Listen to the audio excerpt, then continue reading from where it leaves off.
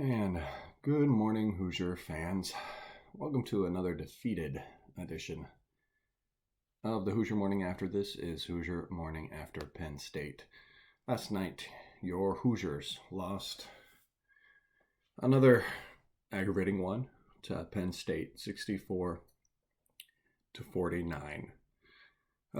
Just an overall aggravating outing.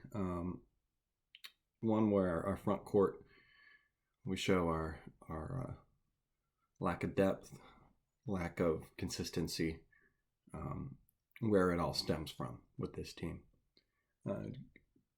Decent enough start to it. First half, we have a little bit of a drought towards the end of the first half, but give all credit to the guys. About the best thing you can take away from this game is at 2 minutes to go, when we're down by 3. That was kind of the story of the first half, really. It kind of was back and forth. Only down by 4, I think 6 at the most in the first half, maybe not even that. Despite how IU was playing a little bit, another one of those times where it feels like we should have been down by more, and then you look at the score and we're actually in it. But down by 3 with 2 minutes left, Armand Franklin hits a free throw, gets us within, gets us even closer. Trace Jackson Davis gets an offensive rebound and put back, ties the game. Then Deron Davis with kind of quite the moment last night, hitting a shot from distance, just a little bit out the free throw line, take 2 steps back, and that was a 3 from Deron. Beautiful form, knocks it down. Now we have all 3 big men have hit pretty long range, mid-range shots in games. So maybe that's going to be something we can add to the arsenal. If our guards aren't hitting shots, maybe our big guys are going to be able to hit things. Then the second half just came out stale again, just empty possessions. I think we were 1 for 9 at one point at the beginning of the second half, and just couldn't make baskets, couldn't put it in, couldn't get it inside. Very lackadaisical play. Turnovers were the big story with it. Just lazy passes, standing around, really telegraphed the passes. Made it obvious to Penn State where the ball was going. Doesn't help as well that Penn State is the top of the Big Ten with steals and blocks. At least we kept them to only 3 blocks, but 15 steals by them. And on those turnovers that we had, points off turnovers 21. Right there's the difference of the game. We had, again, 17 turnovers and 9 assists. That's pretty bad compared to what we had last week with 22 assists and 6 turnovers. Just guards could not get it going, could not score. Kind of sitting back and looking at it, this is a team that struggles with guard play, and our big men need to be able to do well to win. That's what kind of wins games for us, is what the big men do for us. And if they can't, if our guards can't get it into the big men, then big men can't kick it out. It disturbs the flow of it, and then our guards can't get going offensively, and then that just kind of snowballs from there. Credit to Penn State. They game planned us really well, going at us at the beginning, getting our big guys in foul trouble, getting Joey Brunk in foul trouble specifically, I would say, because he's really kind of our toughness meter. He's our guy that really kind of gets guys going and gets the team tough and strong and battling. And they were able to go at him, get him in foul trouble, and kind of take him out of the game. I think it knocked him off his game, which in turn didn't allow him to be that force that was contagious to the rest of the team. Maybe a little criticism there for him. If he isn't finding his game, he still needs to be able to be that guy to motivate the other guys to get going, be that senior leadership. Even though obviously it's first year in the program, he's one of our more senior basketball players overall.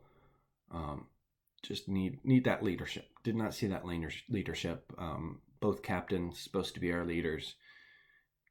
Didn't show any of that either. Devontae had a weird game where, he wasn't playing well, wasn't taking care of the ball like he should.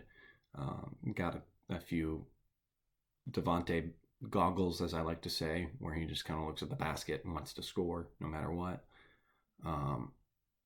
And I really think that Franklin tried at the end. He's going to be limited in what he can do. Being a freshman, he tried to get going. He had a nice coast to coast where he got fouled at the end. He was in there for limited minutes, I think 18. Well, not really too limited, honestly, and just couldn't get it going. Two players we really missed tonight: Race and Jerome. Race being one of our toughness guys. I mean, again, I said last night, if you caught me on a assembly call, what did this game lack? This game lacked scoring, and this game lacked toughness. And Jerome Hunter, coming off one of his best games, putting it in the basket, and could kind of be one of those guys to hit shots when you need it. And he's out. So could have needed the hit, could have used his spark. And then toughness. The guy gets on the ball, battles up there for rebounds, fights through things. Who's that? That's Race Thompson. So it really stunk to not have both of those guys. If you're hearing it in the background, I'm sorry. My cat really wants to come in and join this show. So yeah, it's a frustrating game. It's a game that hopefully the guys can look past. We can look back to better times, carry over more of the stuff that we saw in the Michigan State game and the Maryland game, and kind of forget about this one, bury the hatchet, learn what we can. Couldn't get to the free throw. That one kind of baffles me because, I think foul calling was a little interesting last night. Interesting, not to say that it was the game, but it was definitely a factor in not allowing us to do what we needed to do. The flip side is that we shot 90% from the free throw line, so at least when we got there, we took care of it. Those were on only 9 attempts. We tend to double that, so that would have helped. But shooting 33% from the field and 18 from 3. We only took 11 threes, so at least we weren't desperation hucking them up there at the end. But we only made 2 of them. It's really just missed layups, missed little shots and stuff. They're close there, but they just wouldn't go in.